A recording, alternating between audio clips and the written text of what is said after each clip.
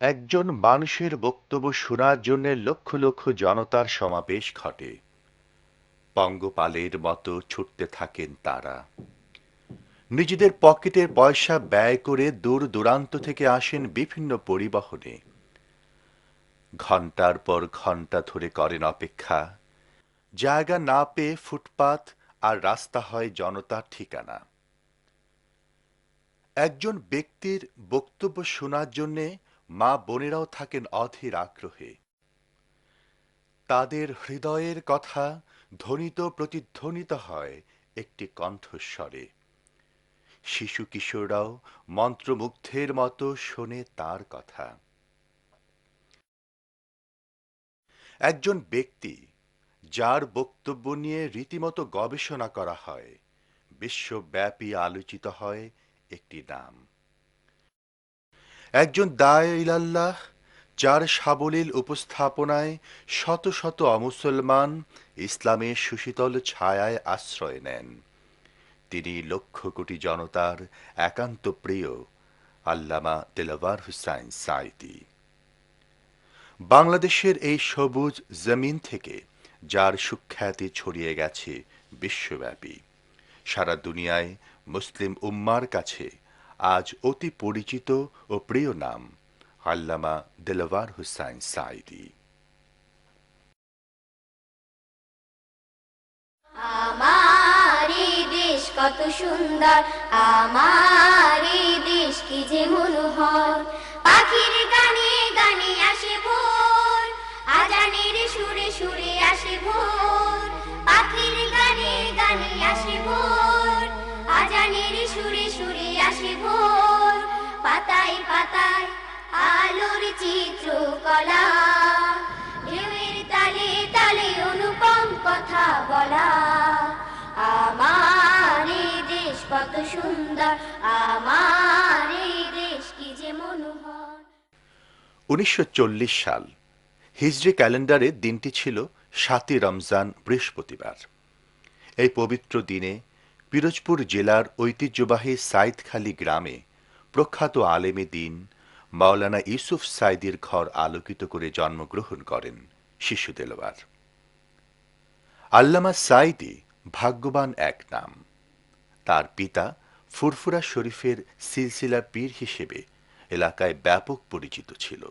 তার আম্মাও পর্দানেশীন দিনদার এক মহিলা। এমন আব্বা আম্মার কোল জুড়ে জন্ম নিয়ে আল্লামা সাঈদী সত্যিই ধন্য। আমি আল্লাহ তাআলার দরবারে শুকরিয়া আদায় করি যে আল্লাহ তাআলা একটি দ্বীনি পরিবেশে আমাকে একটি দ্বীনি পরিবারের মধ্যে জন্মগ্রহণ করার তৌফিক দান করেছেন। আমার চাচা হযরত সুফি সাইদুর রহমান সাহেব এবং আমার পিতা হযরত মাওলানা ইউসুফ সাঈদী সাহেব রহমতুল্লাহ আলাইহ, এই দুইজনই ফুরফুরার মুজাদ্দেদে জামান হযরত আবু বকর সিদ্দিক রহমতুল্লাহ আলাইহ খলিফা ছিলেন। তাদের অনেক মুরিদ মোতেকাদ ছিলেন। তো এই তার ঘরে তারই এই দ্বীনি পরিবারে আল্লাহ তাআলা আমাকে দুনিয়ায় এনেছেন। আমার আম্মা এখনও বেঁচে আছেন এবং আমার আম্মা অত্যন্ত ধার্মিকা, তাহাজ্জুদ গুজার। এই পরিবেশে আমি ইচ্ছা করে তো আর আসতে পারিনি। আল্লাহ তাআলা দয়া করে আমাকে এরকম একটি দ্বীনি পরিবারে আমাকে দুনিয়া আসার তৌফিক দান করেছেন এবং তাদের থেকে দ্বীনি তরবিয়ত পেয়েছি বাচ্চা অবস্থা থেকে। এজন্য আমি আমার মনিবের দরবারে শুকরগুজার হচ্ছি। ছোটকালে গ্রামের পাশ দিয়ে বয়ে যাওয়া বিশাল নদী আর বিস্তৃত প্রান্তর তার মনে বিরাট প্রভাব ফেলে।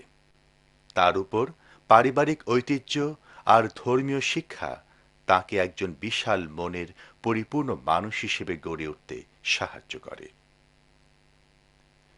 আল্লামা সাঈদীর পিতা মোহতারাম ইউসুফ সাঈদীর প্রতিষ্ঠিত মাদ্রাসাতেই তার প্রাথমিক শিক্ষা শুরু হয়। তারপর উচ্চ ডিগ্রির জন্য খুলনা আলিয়া মাদ্রাসা ও সাসিনে আলিয়া মাদ্রাসায় লেখাপড়া করেন। 1962 সালে মাদ্রাসা শিক্ষা সমাপ্ত করেন।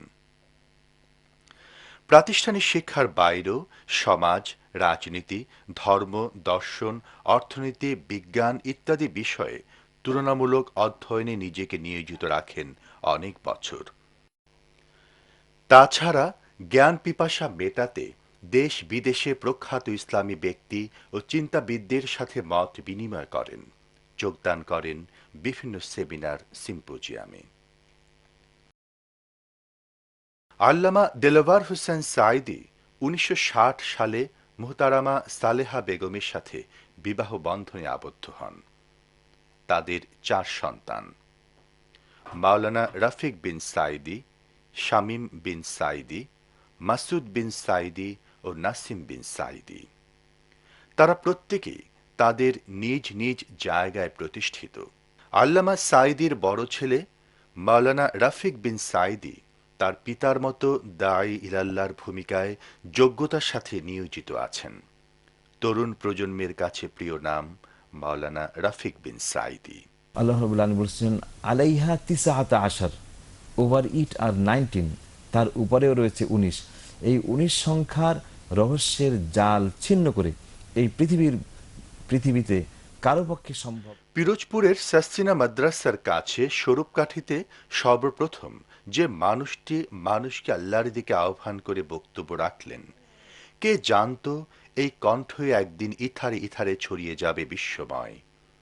স্বাধীনতা পরবর্তী সরকার ধর্মনিরপেক্ষ ও ইসলাম বিদ্বেষী মনোভাবের কারণে যেখানে ইসলামী কর্মকাণ্ড সীমিত হয়ে পড়ে, সেখানে আল্লামা সাঈদী অসীম সাহস নিয়ে তার বক্তব্য উপস্থাপন করে যান সর্বত্র, যার ফলশ্রুতিতে তাকে গ্রেফতার করা হয় ১৯৭৫ সালের ২৯ জুলাই। কিন্তু কোনো জেল, জুলুম, নির্যাতন, সন্ত্রাস সত্য কথা থেকে কখনই বিরত রাখতে পারেনি আল্লামা সাঈদীকে। তারা বাজি ফুটাচ্ছে, আপনারা বসেন, তারা হ্যান্ডবম ফুটাচ্ছে। পুলিশ যদি নীরব দর্শকের ভূমিকা পালন করে তাহলে আমরা বুঝতে বাধ্য হব বর্তমান সরকারও ভারতের গোলাম হয়ে গিয়েছে। তারা বাজি পোড়াক, আপনারা বসুন।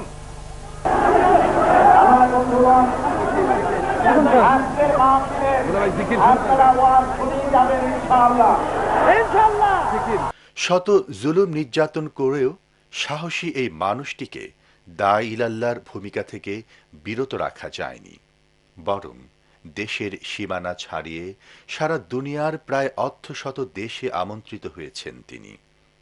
তাছাড়া Oxford, Cambridge, Harvard, Oklahoma, Euston, international ইসলামী বিশ্ববিদ্যালয় মালয়েশিয়া সহ দেশ বিদেশের বিভিন্ন বিশ্ববিদ্যালয়ে বক্তব্য রাখেন